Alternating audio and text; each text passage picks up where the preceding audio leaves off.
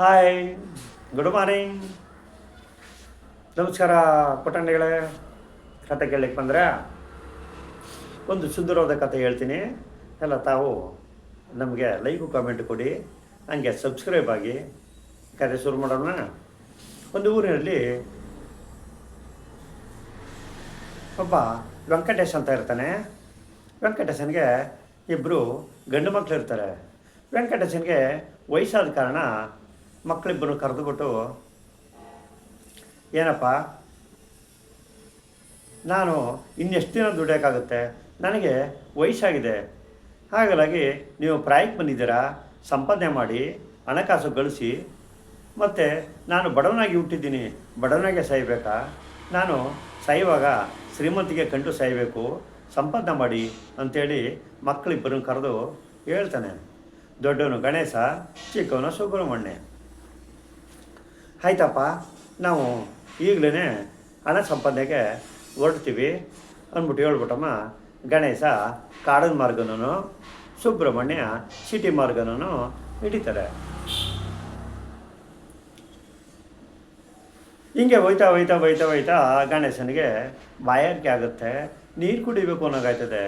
ಯಾಕಂದರೆ ಕಾಡಲ್ಲಿ ಹೋಯ್ತಾ ಇದ್ದಾನಲ್ಲ, ಬಾಯಾರಿಕೆ ಶುರುವಾಯಿತು. ಆವಾಗ ನಾನು ನೀರು ಕುಡಿಬೇಕಲ್ಲ, ಏನಪ್ಪ ಮಾಡೋದು, ನೀರೇ ಇಲ್ವಲ್ಲ ಅಂತ ಯೋಚನೆ ಮಾಡ್ತಾ ಇರ್ಬೇಕಾದ್ರೆ ಒಬ್ಬ ಬೇಟೆಗಾರ ಬೇಟೆ ಆಡಲಿಕ್ಕೆ ಕಾಡು ಬಂದಿರ್ತಾನೆ.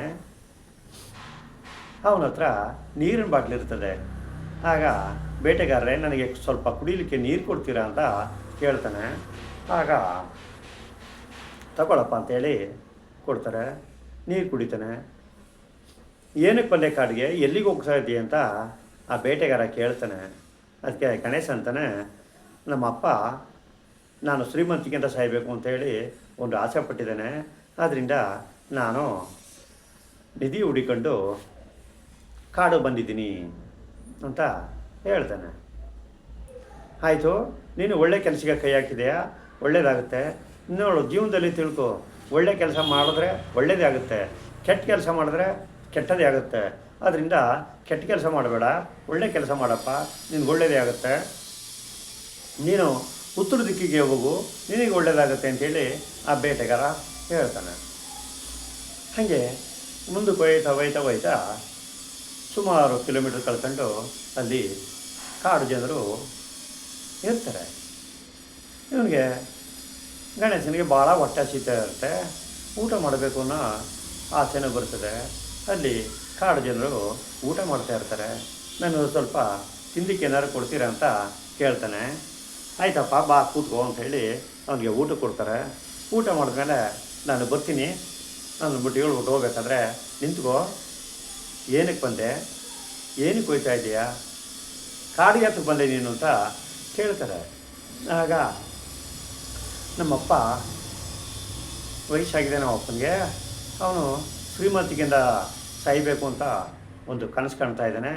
ಅದಕ್ಕೆ ನಾನು ನಿಧಿ ಹುಡಿಕೊಂಡು ಕಾಡು ಬಂದುಬಿಟ್ಟಿದ್ದೀನಿ ಅಂತ ಹೇಳ್ತಾನೆ. ಆಗ ಹಿಂಗೆ ಉತ್ತರಕ್ಕೆ ಹೋಗು, ನಿನಗೆ ಸಿಕ್ಬೋದು ಅಂತ ಹೇಳಿ ಕಳಿಸ್ತಾರೆ. ಆಯಿತು, ಬರ್ತೀನಿ ಅಂತ ಹೇಳ್ಬಿಟ್ಟಮ್ಮ. ಇವನು ಉತ್ತರ ದಿಕ್ಕಿಗೆ ಹೋಯ್ತವನೆ. ಇಲ್ಲಿ ಸುಬ್ರಹ್ಮಣ್ಯ ನಡ್ಕೊಂಡು ಹೋಯ್ತಾ ಹೋಯ್ತಾ ಹೋಯ್ತಾ ಹೋಯ್ತಾ ಸಾಕಾಗೋಯ್ತು, ಎಷ್ಟು ದೂರ ಅಂತ ನಡೆದಪ್ಪ ಅಂದ್ಬಿಟ್ಟು ಹೇಳಿ ಒಂದು ಪ್ರಾರ್ಥನೆ ಮಾಡ್ಕೋತಾನೆ. ನಡೆದು ಸಾಕಾಗೋಯ್ತು, ಯಾವುದಾದ್ರು ಒಂದು ವಾಹನ ಗೀವನ ಇದ್ದರೆ ಆರಾಮಾಗಿ ಹೋಗ್ಬೋದಾಗಿದ್ದು ಅಂತೇಳಿ ಕನಸು ಕಾಣ್ತಾನೆ. ಹಿಂದ್ಗುಟ ಒಂದು ಕುದುರೆ ಕಂಡು ಬಿಡ್ತದೆ. ಆಗ ದೇವ್ರು ಕೊಟ್ಟ ವರ ಇದು ಅಂದ್ಬಿಟ್ಟು ಹೇಳಿ, ಈಗ ನಾನು ಕೂತ್ಕೊಂಡು ಆರಾಮಾಗೈತಿ ಅಂಥೇಳಿ ಕುದುರೆ ಮೇಲೆ, ಎಷ್ಟು ಸುಂದರವಾಗಿದೆ ಕುದುರೆ, ಎಷ್ಟು ಚೆನ್ನಾಗಿದೆ ಕುದುರೆ ಅಂದ್ಕೊಂಡು ಹೇಳ್ಕೊಂಡು ಕುದುರೆ ಮೇಲೆ ಕೂತ್ಕೊ ಬಯತಾ ಹೇಳ್ತಾನೆ. ಇದೆಂಥ ಕಾಡು ಇದು, ಒಂದು ಹುಲಿ ಇಲ್ಲ, ಒಂದು ಚಿರತೆ ಇಲ್ಲ, ಕಾಡಂತೆ ಅಂಥೇಳಿ ಮನಸ್ಸಲ್ಲಿ ನೆನೆಸ್ಕೊತಾನೆ. ಮುಂದ್ಗಡೆ ಹುಲಿ ಮತ್ತು ಚಿರತೆ ಎರಡು ಪ್ರತ್ಯಕ್ಷವಾಗುತ್ತವೆ. ಆವಾಗ ನನ್ನನ್ನು ತಿಂದಾಕ್ಬಿಡ್ತು ಅಂತ ತಿಳ್ಕೊಂಡು, ದೇವರೇ ನನ್ನ ಕಾಪಾಡು ಈ ಹುಲಿ ಚಿರತೆಯಿಂದ ಅಂಥೇಳಿ ಪ್ರೇಯರ್ ಮಾಡ್ತಾನೆ. ಆವಾಗ ಈ ಸಿಂಹ ಇದೆಯಲ್ಲ, ಸಿಂಹ ತಲೆ ಮೇಲೆ ವಜ್ರ ಇಟ್ಕೊಂಡು ಭಾಳ ಅದ್ಧೂರಿಯಾಗಿದೆ. ಅದು ಪ್ರತ್ಯಕ್ಷವಾಗ್ತದೆ. ಆವಾಗ ಅಲ್ಲಿ ಹುಲಿ ಮತ್ತು ಚಿರತೆ ಇದ್ವಲ್ಲ, ಏಯ್ ಇದು ನಮ್ಮ ಹುಡುಗ, ನೀನು ದಾರಿ ಬಿಡು, ನಮ್ಮ ಹುಡುಗನಿಗೆ ಪ್ರಯಾಣಕ್ಕೆ ತೊಂದರೆ ಕೊಡಬೇಡ, ಬಿಡ್ತಾ ಇರಬೇಕು ದಾರಿನ ಅಂಥೇಳಿ ಡೈರೆಕ್ಷನ್ ಕೊಡುತ್ತದೆ. ಆಗ ಹುಲಿ ಮತ್ತು ಚಿರತೆ ಎರಡೂ ಆ ಕಡೆ ಈ ಕಡೆ ಹೋಗ್ಬಿಟ್ಟು ಇವನಿಗೆ ದಾರಿ ಬಿಡ್ತದೆ. ಆಗ ಕೇಳ್ತಾನೆ, ಸಿಂಹ ಕೇಳುತ್ತೆ, ಏನಪ್ಪ ಎಲ್ಲಿಗೆ ಹೋಗ್ತಾ ಇದೀಯ ಅಂತ. ಆವಾಗ ನಾನು ನಿಧಿ ಹುಡಿಕೊಂಡು ಬಂದೆ, ನಿಧಿ ಹುಡಿಕೊಂಡು ಹೋಗ್ತಾ ಇದ್ದೀನಿ, ಇಷ್ಟು ನಿನ್ನ ತಲೆ ಮೇಲೆ ಏನು ಅದು ಈ ಥರ ಡೈಮಂಡ್ ಹಾಕರದು ಇದೆಲ್ಲ ಅಂತ ಕೇಳ್ತಾನೆ. ಇದು ಡೈಮಂಡಪ್ಪ, ಕೋಟಿ ಬೆಲೆ ಬಾಳುತ್ತದೆ ಅಂತ ಡೈಮಂಡು. ನಾನು ಎಲ್ಲ ಥರ ಜನಗಳಿಗೂ ನಾನು ಸಹಾಯ ಮಾಡ್ತೀನಿ, ಸಹಾಯ ಮಾಡಬಲ್ಲೆ ಅಂತ ಹೇಳುತ್ತೆ. ಅದಕ್ಕೆ ಅದನ್ನು ಮುಟ್ಟೋರು ಏನಾಗುತ್ತೆ ಅಂತ ಕೇಳ್ತಾನೆ. ಆವಾಗ ಇದನ್ನು ಎತ್ಕೊಂಡವರು ಕೋಟ್ಯಾಧಿಪತಿಗಳಾಯ್ತಾರೆ. ನಾನು ತಕ್ಷಣದಲ್ಲಿ ಸತ್ತೋಗ್ಬಿಡ್ತೀನಪ್ಪ, ಇದಕ್ಕಿರೋದೇ ಅದು ಅಂತ ಹೇಳುತ್ತೆ ಸಿಂಹ. ಆಗ ಇವನು ಅದ್ರ ಬಗ್ಗೆ ತಲೆ ಕೆಡಿಸ್ಕೊಳ್ಳಲ್ಲ, ನಾನು ಬರ್ತೀನಿ ಅಂತ ಹೇಳಿ ಮುಂದೆ ಪ್ರಯಾಣ ಬೆಳೆಸಿದಾಗ ಸಿಂಹ ಹೇಳುತ್ತೆ, ನೀನು ಯಾವತ್ತಿಗೆ ನಾನು ನೋಡಬೇಕು, ನಾನು ಮಾತನಾಡಿಸ್ಬೇಕು ಅಂತ ನೀನು ಆಸೆ ಪಡ್ತೀಯೋ ಆವತ್ತಿಗೆ ನನ್ನ ಕೂಗು, ನಾನು ಹಿಂದ್ಗುಟ್ಟ ಪ್ರತ್ಯಕ್ಷವಾಗ್ತೀನಿ ಅಂತ ಹೇಳುತ್ತೆ. ಆಯಿತು ಅಂದ್ಬಿಟ್ಟು ಬರ್ತೀನಿ ಅಂತೇಳಿ ಮುಂದಕ್ಕೆ ಹೋಯ್ತವನು. ಆವಾಗ ಇದೇ ಥರ ಇವನು ಹೋಯ್ತಾ ಇದ್ದಾನೆ. ಅವನು ಹಂಗೆ ಬರಬೇಕಾದ್ರೆ ಒಂದು ಗಣೇಶ, ಒಂದು ಆನೆ ಎದುರುಗಡೆ ಬಂದು ನಿಂತ್ಕೊತ್ತೆ. ಆವಾಗ ಕಿವಿಯಕ್ಕೆ ಬರ್ತಾ ಇರ್ತದೆ. ಆಗ ಓ ದೇವರೇ, ನನ್ನ ಈ ಆನೆಯಿಂದ ರಕ್ಷಿಸು ಅಂತೇಳಿ ಗಣೇಶ ಕೂಗ್ಕೋತಾನೆ. ಆಗ ಇದೇ ಸಿಂಹ ಅಲ್ಲೂ ಪ್ರತ್ಯಕ್ಷವಾಯ್ತದೆ. ತಲೆ ಮೇಲೆ ಇದು ಡೈಮಂಡು, ಒಳ್ಳೆ ಕಾಂತಿ ಉಳ್ಳ ಅಂತ ಸಿಂಹ, ಒಳ್ಳೆ ಫಳ ಅಂತ ಇರ್ತದೆ. ಆಗ ಪ್ರತ್ಯಕ್ಷ ಇರ್ತದೆ. ಏನಪ್ಪ ನಿನ್ನ ಕೋರಿಕೆ ಅಂತ ಸಿಂಹ ಕೇಳುತ್ತೆ. ನೋಡಿ, ಆನೆ ನನಗೆ ತೊಂದರೆ ಕೊಡ್ತಾಯಿದೆ, ಅದಕ್ಕೆ ಹೇಳುತ್ತೆ, ತೊಂದರೆ ಕೊಡಬೇಡ, ಇದು ನಮ್ಮ ಹುಡುಗ, ನೀನು ದಾರಿ ಬಿಡು ಅಂತ ಸಿಂಹ ಹೇಳುತ್ತೆ. ಆನೆ ದಾರಿ ಬಿಟ್ಬಿಟ್ಟು ಅದ್ರ ಪಟಕದ ಓಡ್ಬಿಡ್ತದೆ. ಆಗ ಈ ಹುಡುಗ ಕೇಳ್ತಾನೆ, ಗಣೇಶ ನಿನ್ನ ಮಾತು ಅಂದರೆ ಇಲ್ಲಿ ವೇದವಾಕ್ಯ ನೋಡು, ಆನೆ ಎಷ್ಟು ಸಲೀಸ ದಾರಿ ಬಿಟ್ಬಿಟ್ಟು ಹೊಂಟೋಯ್ತು ಅಂತ ಸಿಂಹ ಹೇಳ್ತಾನೆ. ಅದಕ್ಕೆ ಆ ಸಿಂಹ ಹೇಳುತ್ತೆ, ನಾನು ನಿನಗೆ ತೊಂದರೆ ಕೊಟ್ಟರೆ ನಾನು ಎಲ್ಲ ಸಹಿಸ್ಬಿಡ್ತಾನೆ ಅಂತ ತಿಳ್ಕೊಂಡು ಅದು ನನ್ನ ಮಾತಿಗೆ ಬೆಲೆ ಕೊಟ್ಟು ಹೊಂಟೋಯ್ತು.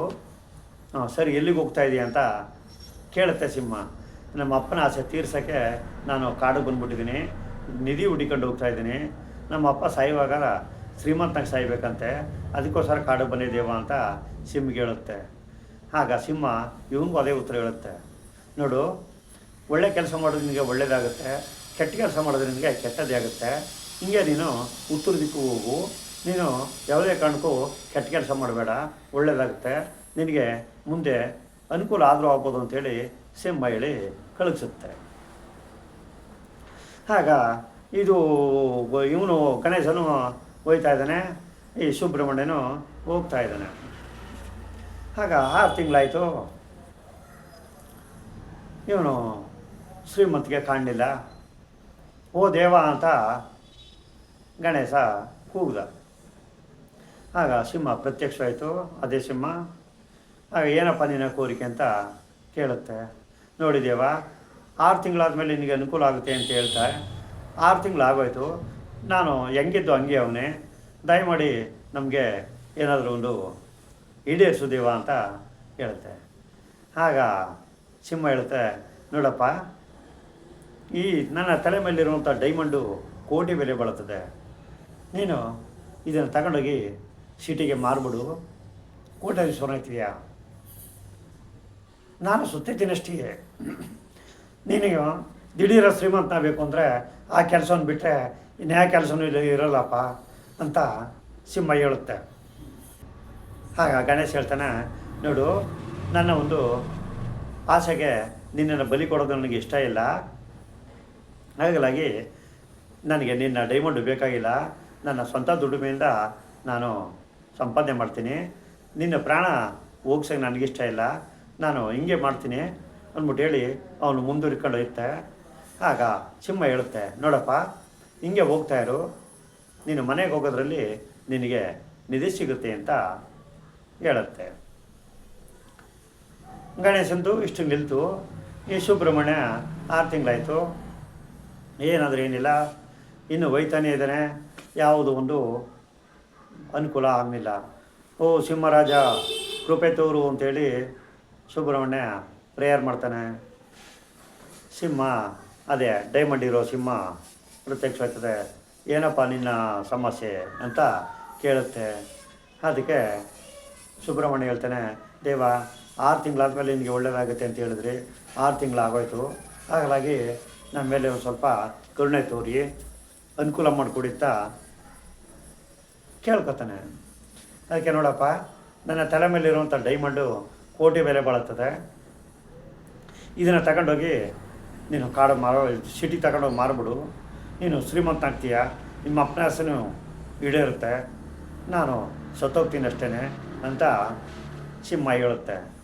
ಅದಕ್ಕೆ ಇನ್ನು ವಿಧಿ ಇಲ್ಲ, ಇದೊಂದು ರೂಟ್ ಬಿಟ್ರೆ ಇನ್ನೇನು ಬದಲಾವಣೆಗಳು ಕಾಣೋಕ್ಕಾಗಲ್ಲ ಅಂತ ತಿಳ್ಕೊಂಡು ಸಿಂಹ ಹೇಳುತ್ತೆ, ಏನು ಯೋಚನೆ ಮಾಡ್ತಾಯಿದ್ದೀಯಾ, ದಿಢೀರ್ ಶ್ರೀಮಂತ ಆಗಬೇಕು ಅಂದರೆ ಇದೊಂದು ಅವಕಾಶ ಬಿಟ್ಟರೆ ನಿನಗೆ ಇನ್ನೇನು ಬೇರೆ ಅವಕಾಶ ಇಲ್ಲ, ನೋಡು ಎತ್ಕೋ ಅಂತ ಸಿಂಹ ಹೇಳುತ್ತೆ. ಅದಕ್ಕೆ ಸುಬ್ರಹ್ಮಣ್ಯ ಇನ್ನು ವಿಧಿ ಇಲ್ಲ ಅಂತ ತಿಳ್ಕೊಂಡು ತಲೆ ಮೇಲಿರುವಂಥ ಒಂದು ಡೈಮಂಡನ್ನ ಎತ್ಕೊತಾನೆ. ಎತ್ಕೊಂಡ ತಕ್ಷಣ ಸಿಂಹ ಮನುಷ್ಯದ ರೂಪ ತಾಳುತ್ತೆ, ಮನುಷ್ಯ ಸಿಂಹದ ರೂಪ, ಡೈಮಂಡ್ ಇರುವಂಥ ಸಿಂಹದ ರೂಪ ತಾಳುತ್ತೆ. ಆವಾಗ ಇದೇನು ಮೋಸ ಅಂಥೇಳಿ ಸುಬ್ರಹ್ಮಣ್ಯ ಕೇಳ್ತಾನೆ.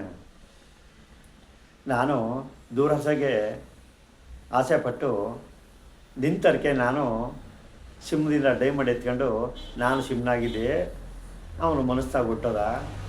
ಈಗ ನಿನ್ನವನು ದುರಾಸೆಗೆ ಡೈಮಂಡ್ ಸಿಗುತ್ತೆ ಅನ್ನೋ ದುರಾಸೆಗೆ ನೀನು ಡೈಮಂಡ್ ಮುಟ್ಬಿಟ್ಟು ನೀನು ಸಿಂಹನಾಗಿದೆಯಾ. ಇದು ನನಗೆ ಒಬ್ಬರು ಸಾಧು ಸನ್ಯಾಸಿಗಳು ಶಾಪ ಕೊಟ್ಟಿದ್ದು. ಯಾವತ್ತಿಗೆ ನೀನು ಯಾವತ್ತಿಗೆ ನಿನ್ನ ಹತ್ರ ಇರೋ ಡೈಮಂಡನ್ನ ದುರಾಸೆ ಜನಗಳು ಬಂದು ಎತ್ಕೋತಾರೋ ಆವಾಗ ನಿನಗೆ ಸಿಂಹದ ವೇಷ ಹೋಗಿ ಮನುಷ್ಯನ ವೇಷ ಬರ್ತದೆ ಅಂತ ಹೇಳಿದರು. ಅದರಂತೆ ನೀನು ಡೈಮಂಡಿಗೆ ಆಸೆ ಪಟ್ಟೆ, ನೀನು ಸಿಂಹನಾಗಿದೆಯಾ, ನಾನು ಮನುಷ್ಯನಾಗಿದ್ದೀನಿ. ನಾನು ಮದ್ದೊಂದು ಹೇಳಿದ್ದೀನಿ, ನಿನಗೆ ನೆನಪಿದೆಯಾ, ಒಳ್ಳೆ ಕೆಲಸ ಮಾಡಿದ್ರೆ ನಿನಗೆ ಒಳ್ಳೆಯದೇ ಆಗುತ್ತೆ, ಕೆಟ್ಟ ಕೆಲಸ ಮಾಡಿದ್ರೆ ನಿನಗೆ ಕೆಟ್ಟದೇ ಆಗುತ್ತೆ. ನೀನು ಯಾವತ್ತೂ ಕೆಟ್ಟ ಕೆಲಸ ಮಾಡಬೇಡ, ಒಳ್ಳೆ ಕೆಲಸ ಮಾಡು ಅಂತ ಹೇಳಿದೆ, ನೆನಪಿಸ್ಕೊ ಅಂತ ಹೇಳ್ತಾನೆ. ಅದಕ್ಕೆ ಸಿಂಹ ಆಗಿರಿ, ಈಗ ಹೊಸ ಸಿಂಹ ಆಗಿರ್ತದಲ್ಲ, ಹೌದು ಹೇಳಿದ್ರಿ, ನಾನು ದಿಢೀರ್ನ ಶ್ರೀಮಂತ ಆಗಬೇಕು ಅನ್ನೋ ಒಂದು ದುರಾಸೆಗೆ ನಾನು ನಿಮ್ಮ ಹತ್ರ ಇರೋ ಡೈಮಂಡನ್ನ ಮುಟ್ಬಿಟ್ಟು ತಪ್ಪು ಮಾಡಿಬಿಟ್ಟೆ, ಇದಕ್ಕೆ ಮುಕ್ತಿ ಹೇಗೆ ಅಂತ ಕೇಳ್ತಾನೆ. ಅದಕ್ಕೆ ನಿನ್ನಂಥ ದುರಾಸೆ ಜನಗಳು ನಿನ್ನ ಹತ್ರ ತಲೆ ಮೇಲಿರೋಂಥ ಡೈಮಂಡನ್ನ ಎತ್ಕೊಳ್ಳೋವರೆಗೂ ನೀನು ಸಿಂಹನಾಗೆ ಓಡಾಡ್ತಾ ಇರಬೇಕು, ನೀನು ಮನುಷ್ಯ ರೂಪ ಬರಲ್ಲ ಅಂತ ಹೇಳಿ ಇವನು ಅವ್ರ ಮನೆಗೆ ಪ್ರಯಾಣ ಬೆಳೆಸ್ತಾನೆ. ಈಗಲೂ ಸುಬ್ರಹ್ಮಣ್ಯ ಅಲ್ಲಾಡ್ತಾ ಇದ್ದಾನೆ, ಯಾರು ಬಂದು ಡೈಮಂಡನ್ನ ಎತ್ಕೊಂಡಿಲ್ಲ, ಅವನು ಮನುಷ್ಯನಾಗಿಲ್ಲ, ಸಿಂಹ ಥರನೇ ಓಡಾಡ್ತಾ ಇದ್ದಾನೆ. ಇಲ್ಲಿ ಗಣೇಶ ಒಂದು ಸ್ವಲ್ಪ ಮುಂದಕ್ಕೆ ಬರ್ತಾ ಇದ್ದಾಗಲೇ ಅವನಿಗೆ ಒಂದು ನಿಧಿ ಗುಡ್ಡೆ ಕಾಣುತ್ತೆ. ಆ ನಿಧಿ ಗುಡ್ಡೆನ ಒಂದು ಚೀರು ತುಂಬಿಕೊಂಡು ಅವ್ರ ಅಪ್ಪನ ಆಸೆ ಈಡೇರಿಸೋಕ್ಕೆ ಊರಿಗೆ ಹೋಗ್ತಾ ಇದ್ದಾನೆ. ಇಲ್ಲಿ ತಮ್ಮ ಸುಬ್ರಹ್ಮಣ್ಯ ಸಿಂಹವಾಗಿ ಕಾಡನ್ನೆಲ್ಲ ಹುಡುಕ್ತಾ ಇದ್ದಾನೆ. ಅಣ್ಣ ನಿಧಿ ಎತ್ಕೊಂಡು ಹೊಂಟೇ ಬಿಟ್ಟ. ಈ ಕಥೆನ ನಿಮ್ಗೇನು ತಿಳಿತದೆ ಮಕ್ಕಳೇ ಅಂದರೆ, ಆಸೆಯೇ ದುಃಖಕ್ಕೆ ಮೂಲ. ಆಸೆ ಪಡಿ, ದುರಾಸೆ ಪಡಬೇಡಿ. ಈ ದುರಾಸೆಯಿಂದ ಇವನಿಗೆ ಮನುಷ್ಯನ ಜನ್ಮ ಹೋಗಿ ಸಿಂಹ ಜನ್ಮ ಆಯಿತು. ಇಲ್ಲಿಗೆ ಈ ಕತೆ ಮುಗೀತು. ನಾಳೆ ಸಿಗೋಣ ಮುಂದಿನ ಕಥೆಯೊಂದಿಗೆ. ಅಲ್ಲಿವರೆಗೆ ನಮಸ್ಕಾರ. ನೀವು ಮಾಡಬೇಕಂತ ಸ್ನೇಹಿತರೆ ಇಷ್ಟೇ, ನೀವೊಂದು ಸ್ವಲ್ಪ ನನ್ನ ಕತೆಗೆ ಲೈಕು ಕಮೆಂಟು ಕೊಟ್ಟು ನನಗೊಂದು ಸ್ವಲ್ಪ ಸಪೋರ್ಟ್ ಮಾಡಿ ಅಂತ ಕೇಳ್ತಾ ಇದ್ದೀನಿ. ನಾನು ಇನ್ನೇನು ಕೇಳಲ್ಲ, ಒಂದು ಹೋಗಿ ನನ್ನ ಒಂದು ವಿಡಿಯೋಗೆ ಒಂದು ಲೈಕ್ ಕೊಟ್ಟು ಒಂದು ಕಮೆಂಟ್ ಬಾಕ್ಸ್ನಲ್ಲಿ ಒಂದು ಕಮೆಂಟ್ ಹಾಕಿ, ನನಗೂ ಸಮಾಧಾನ ಆಗುತ್ತೆ. ನಾಳೆ ಸಿಗೋಣ ಮತ್ತೆ ಮುಂದಿನ ಕಥೆಯೊಂದಿಗೆ. ನಮಸ್ಕಾರ.